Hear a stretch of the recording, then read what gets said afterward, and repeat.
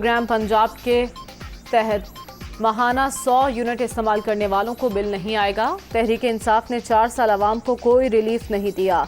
पंजाब में उस्मान बुज़दार के जरिए हर शोबे में लूट मार की गई। मरियम औरंगजेब की तनकीद।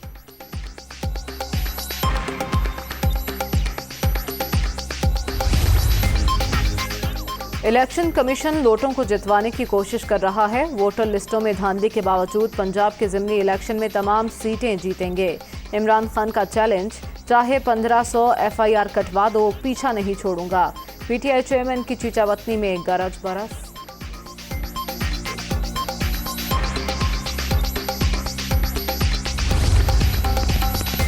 और वज़ीर ख़ारजा बिलावल भुट्टो और अमरीकी secretary of state Antony Blinken का टेलीफोनिक राब्ता। बाहमी दिलचस्पी के उमूर पर तबादला ख्याल, तिजारत, तवानाई और सेहत आमा के शोबों में ताउन के फ़रोग़ पर इत्तफ़ाक़।